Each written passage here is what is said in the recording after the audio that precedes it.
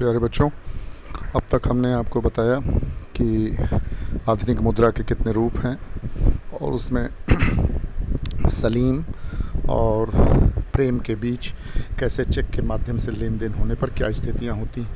इसमें तीसरा पॉइंट जो था कि मांग जमा को मुद्रा क्यों कहा जाता है, इस संबंध में मैं स्पष्ट कर दूं कि मांग जमाओं को मुद्रा इसलिए कहा जाता है क्योंकि बैंक मांगे जाने पर जमाकर्ता को वह राशि वापस करनी होती है मुद्रा के रूप में, इसलिए हम मांग जमा को मुद्रा कहते हैं। मांगे जाने पर बैंक को उसे देना पड़ता है, इसलिए उसे मांग जमा कहते हैं। आजकल मांग जमाओं को निकालने के लिए देखिए आप विड्रॉल फॉर्म, जो पहले विड्रॉल फॉर्म ज़्यादातर यूज़ होता था, उसके बाद फिर चेक, और आजकल तो आपने देखा है कि एटीएम और क्रेडिट कार्ड या इस तरह से जैसे गूगल पे है और रुपे है और तमाम बैंकों के अपने ऐप्स हैं, उनके माध्यम से पेमेंट होता है। तो ऐसी जमाएं जिनको मांगे जाने पर बैंक जमाकर्ता को वापस करता है या वह जिस बैंक के खाते में ट्रांसफ़र करने के लिए आदेश देता है तो बैंक उसे ट्रांसफ़र करता है मांगने पर, इसलिए उस मांग जमा को मुद्रा कहते हैं। अब आपको बताएंगे बैंकों के ऋण संबंधी गतिविधियां। ये सारी बातें जो लिखी हैं, इसको हमने नोट्स ये बनाया है, इस नोट्स को आप तैयार कर सकते हैं। ये नोट्स है आपका कि पहले जानिए कि बैंक कैसे कमाते हैं, यानी बैंक का प्रमुख कार्य क्या होता है। तो देखिए यहाँ लिखा है बैंक का प्रमुख कार्य होता है लोगों की अतिरिक्त जमाओं को स्वीकार, जमाओ लिखा है, इसको जमाओ पढ़िएगा, को स्वीकार करना तथा उन लोगों को जिन्हें ऋण की आवश्यकता है उन्हें ऋण अथवा लोन देना। बैंक ग्राहकों को जमा पर जो ब्याज देते हैं और इसी प्रकार बैंक उधार लेने वाले अर्थात ऋण लेने वाले, कर्ज लेने वाले लोगों से लोन पर ब्याज लेते हैं, उसी के अंतर को ही बैंक की आय या कमाई कहते हैं। अर्थात बैंक की कमाई आय बराबर ऋण अर्थात लोन पर लिए गए ब्याज और जमाओं पर दिए गए ब्याज। सामान्यतया आप देखेंगे कि बैंक जो लोगों की जमाएं स्वीकार करते हैं उस पर ब्याज दर कम लेते हैं और जो ऋण देते हैं, लोन देते हैं लोगों को, उस पर ब्याज दर ज़्यादा लेते हैं। तो इस तरह से ज़्यादा ब्याज दर लेंगे और कम ब्याज दर देंगे तो जो डिफरेंस बचेगा तभी बैंक की आमदनी होगी। अन्यथा अगर वह बराबर लेंगे या ब्याज ज़्यादा देंगे और ब्याज वसूलेंगे कम तो बैंक की कोई कमाई नहीं होगी, तो बैंक इस तरह से अपने अस्तित्व से ख़त्म हो जाएगा। तो इस तरह से मोटे तौर पे कह सकते हैं कि बैंक की कमाई कैसे निकालेंगे। मान लीजिए वह 10% ब्याज दर लेता है उन लोगों से जिनको लोन देता है और 6% ब्याज दर देता है उन लोगों से जो जमा करते हैं, तो बैंक की कमाई कितनी हो गई? 4%। यानी 10% दिए गए लोन पर प्राप्त ब्याज और जमा किए गए जमाओं पर दिया गया ब्याज, दोनों का अंतर, ये 4 बैंक की कमाई होती है। तो यही बैंक की कमाई है, इसको आप इस तरीके से समझ सकते हैं। तो इस तरह से आप देखिए कि बैंक की ये गतिविधियाँ संचालित होती हैं। आपके इस पुस्तक में भी दिया गया है बैंक का मुख्य कार्य, जिस बात को हमने बताया। इधर लोग जमा करके ब्याज लेते हैं और कर्जदार ब्याज देते हैं। इस तरह से ये बैंक की आय होती है। ये आपकी पुस्तक में इसको दिया गया है, ये बैंक और कर्जदार और जमाकर्ता। तो इस तरह से इन बातों को आप समझिए, यही बैंक की आमदनी है। अब आइए साख की 2 विभिन्न स्थितियाँ। सामान्यतया यहाँ हम साख को उधार लेने की स्थिति को कहेंगे। अब देखिए ये साख की 2 विभिन्न स्थितियाँ, जिसमें 2 व्यक्ति, एक सलीम नाम का है जो जूता व्यापारी है, जूता बनाता है, मैन्युफैक्चरर है जूते का, वह भी साख का सहारा लेता है, और दूसरी तरफ स्वप्ना है, उसकी भी स्थिति को दिखाया गया है, जो 3 एकड़ ज़मीन की खेती करती है, मूंगफली उगाती है और वह भी साख का कर्ज का सहारा लेती है। इन दोनों की स्थितियों को हमने इस डायग्राम, इस चार्ट के माध्यम से दर्शाया है। ये देखिए बैंक का, जिसमें है वर्किंग ऑफ बैंक, कुल जमाओं का लगभग 15% अपने पास नकद के रूप में रखते हैं, क्योंकि यह मान लेते हैं कि सभी जमाकर्ता बैंक में एक समय में एक साथ डिपॉजिट या नकद को नहीं निकालने आएंगे। शेष 85% बैंक कर्ताओं यहाँ जमा कर ऋणकर्ताओं को, ऋण शब्द यहाँ नहीं दिया गया है, भूल गया है, ऋणकर्ताओं को लोन के रूप में स्वीकार स्वीकृत कर देते हैं।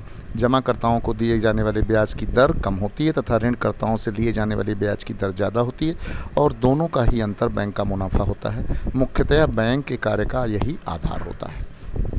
ये साख कर्ज। आइए जो दो साख की विभिन्न स्थितियां हैं इसको दिखाया हूँ। सलीम जूता निर्माता है, उसको 3000 जोड़ी जूते का ऑर्डर मिलता है कि भाई 3000 जोड़ी जूते उसे सप्लाई करनी है। अब देखिए साख की भूमिका कैसे यहाँ दो रूप में उसके साथ होती है। पहली भूमिका यह है कि जो जिस व्यापारी ने उसे 3000 जूते का ऑर्डर दिया, उस बड़े व्यापारी से उसने 1000 जोड़ी जूते का एडवांस ले लिया। आप कभी देखिए कोई काम कराने जाते हैं, किसी भी दुकान पे कोई चीज़ बनवाने जाते हैं, तो आप देखिए वो कहता है एडवांस दे दीजिए कुछ, तो कुछ एडवांस आप देते हैं। तो यहाँ देखिए ये सलीम जो है बड़े व्यापारी से 1000 जोड़ी का एडवांस लेकर के फिर वो क्या करता है, श्रमिकों, वह 1000 जोड़ी जूते का पैसा लेकर के श्रमिकों को सिलाई व चिपकाने वाले पदार्थ, इन 3 चीज़ों को जिसको कि कहते हैं कि कच्चे माल या अन्य चीज़ें, जिसको आपने पढ़ा होगा 9th में, वर्किंग कैपिटल कहते हैं, कार्यशील पूंजी। वर्किंग कैपिटल कहते हैं उसको, कार्यशील पूंजी, वर्किंग कैपिटल। तो इस तरह से वो 3 चीज़ें की भुगतान मज़दूर जो उसके यहाँ काम करेंगे, सिलाई करेंगे, वो मज़दूर और सिलाई करने वाले और चिपकाने वाले, धागा आदि चीज़ें जो उस पर खर्च होंगी जूता बनाने पे, इसका भुगतान वो 1000 जोड़ी जूते का जो एडवांस लिया है उससे करता है। और दूसरी तरफ देखिए कच्चे माल के रूप में चमड़े की उसे आवश्यकता है, वह चमड़ा व्यापारी से साख पर उधार ही चमड़ा ले लेता है और कहता है कि हम 1 महीने बाद आपको भुगतान कर देंगे। जैसे ही ये 3000 जोड़ी जूते उसके तैयार हो जाएंगे, जैसे ये 3000 जोड़ी जूते तैयार हो जाएंगे, वह उसे बेचेगा और फिर चमड़े व्यापारी को उसने कहा कि हमें ऑर्डर मिला है, चमड़ा से हम माल तैयार करके फिर हम आपको वापस कर देंगे। तो इस तरह से 3000 जोड़ी जूते वह किस तरह से साख का सहारा लेकर के 3000 जोड़ी जूते तैयार कर दिया और साख का लाभ उसे मिला और उसका व्यापार चला।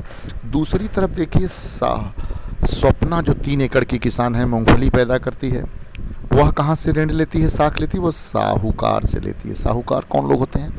आपने अक्सर देखा होगा गली मोहल्ले में, अपने आसपास में या गांव में, कि कुछ लोग हैं जो ऋण देने का, कर्ज देने का ब्याज पर काम करते हैं, उन्हें देसी साहूकार कहते हैं। तो ये साहूकार से कर्ज लेती है और ज़्यादातर साहूकार जो है वो ऊंची ब्याज दर पर ही कर्ज देते हैं। तो साहूकार से कर्ज लेकर के स्वप्ना फसल लगाती है, लेकिन कीटों के प्रहार से, हालांकि कीटनाशक का प्रयोग करती है, लेकिन फिर भी कीटों के प्रहार से उसकी फसल नष्ट हो जाती है। फिर इसका परिणाम क्या होता है, वह कर्ज अदा करने में, चूँकि फसल नष्ट हो गई, उत्पादन हुआ नहीं, तो उस वर्ष कर्ज अदा करने में वो असफल हो गई। फिर क्या करती है, फिर अगली फसल के लिए नेक्स्ट ईयर फिर वो ऋण लेती है उससे। इस बार फसल ठीक ठाक हुई तो क्या हुआ कि ब्याज दर अधिक होने से पूरी तरह से कर्ज की वापसी वह नहीं कर पाई और कर्ज जाल में वो फंस गई और बाद में उसको करना पड़ा क्या कि अपने खेत के एक भाग को बेचना पड़ा। तो इस तरह से देखिए स्वप्ना की पूरी कहानी आप देखिए, स्वप्ना की पूरी कहानी को आप देखिए, किस तरह से स्वप्ना साहूकार से कर्ज लेकर के कर्ज जाल में फंस करके वह अपने भूमि के एक भाग को बेच देती है। और दूसरी तरफ आप देखिए जूता बनाने वाला सलीम साख के कर्ज के आधार पर इस प्रक्रिया से वह किस प्रकार सफल हो जाता है अपने व्यापार को चलाने में। तो दोनों स्थितियों को आपकी पुस्तक में दिया गया है। आप देखिए स्वप्ना की भी ये समस्या और सलीम की भी, दोनों को साख के द्वारा किस प्रकार से लाभ मिला। अब देखिए यहाँ आपकी पुस्तक में लिखा है कि ग्रामीण क्षेत्रों में साख की मुख्य मांग फसल उगाने के लिए होती है। फसल उगाने में बीज, खाद, कीटनाशी दवाओं, पानी, बिजली, उपकरणों की मरम्मत इत्यादि पर काफ़ी खर्च होता है। इन आगतों, इनपुट्स जिसको कहते हैं, को खरीदने और फसल की बिक्री होने के बीच कम से कम 3 से 4 महीने का अंतराल होता है। आमतौर पर किसान ऋतु के आरंभ में फसल उगाने के लिए उधार लेते हैं और फसल तैयार होने के बाद वापस कर देते हैं। उधार की अदायगी मुख्यतः फसल की कमाई पर निर्भर करती है। इसीलिए आपने कभी सुना होगा, कहते थे कि भारतीय किसान ऋण में जन्म लेता है और ऋण में ही मर जाता है।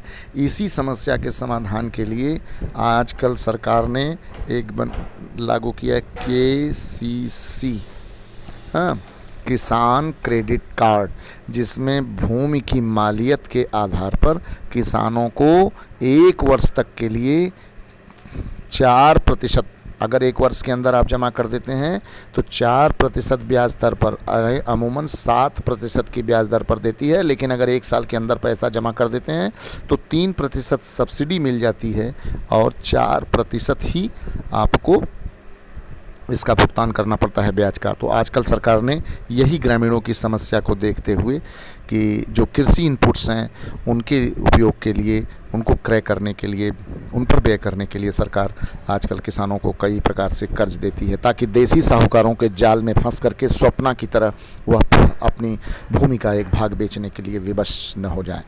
स्वप्ना के मामले में फसल बर्बाद हो जाने से कर्ज की अदायगी असंभव हो गई। उसे कर्ज उतारने के लिए अपनी ज़मीन का कुछ हिस्सा बेचना पड़ा। ऋण ने स्वप्ना की कमाई को बढ़ाने के बजाय उसकी स्थिति बदतर कर दी।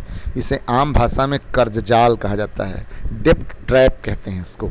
इस मामले में ऋण कर्जदार को ऐसी परिस्थिति में धकेल देता है जहां से बाहर निकलना काफ़ी कष्टदायक होता है। देखिए ये पॉइंट जिसको मैंने कहा, इसीलिए पहले कहा जाता था कि भारतीय किसान ऋण में जन्म लेता है और ऋण में मर जाता है। एक स्थिति में ऋण आय बढ़ाने में सहयोग करता है।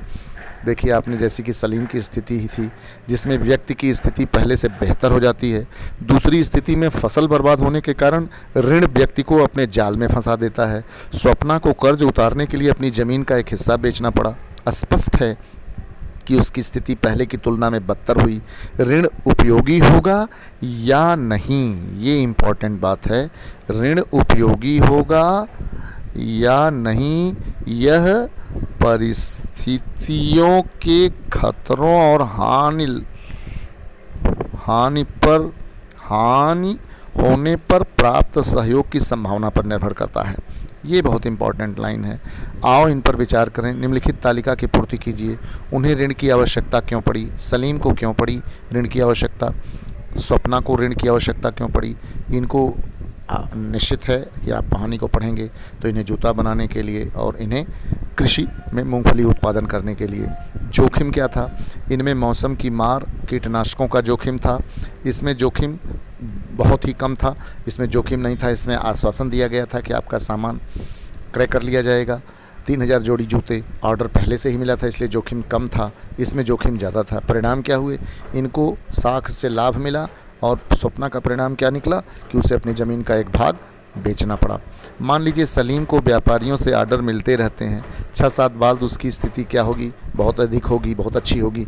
इसीलिए लोग देखिए धीरे धीरे कृषि कर्म को बंद कर दिए थे और बिज़नेस की तरफ जाते थे कि बिज़नेस में उधार लेकर, पैसा लेकर बिज़नेस में इन्वेस्टमेंट करेंगे तो लाभ ज़्यादा होगा। जबकि खेती में जो पैसा उधार लेकर लगाते हैं, कि भारतीय कृषि मानसून पर निर्भर होती है, अनिश्चितताओं पर निर्भर होती है, प्राकृतिक आपदाओं पर निर्भर होती है। इस कारण से किसान के सामने बहुत सारी समस्याएँ पैदा हो जाती हैं। इसलिए लोग खेती के बजाय ज़्यादातर व्यापार में ही ऋण लेते थे। कौन से कारण हैं जो स्वप्ना की स्थिति को जोखिम भरा बनाते हैं? निम्नलिखित कारकों की चर्चा कीजिए। कीटनाशक दवाइयाँ, साहूकारों की भूमिका, मौसम। ये तीनों महत्वपूर्ण हैं। इसमें सबसे महत्वपूर्ण है साहूकार की भूमिका, जिसमें स्वप्ना को जोखिम भरा बनाते हैं।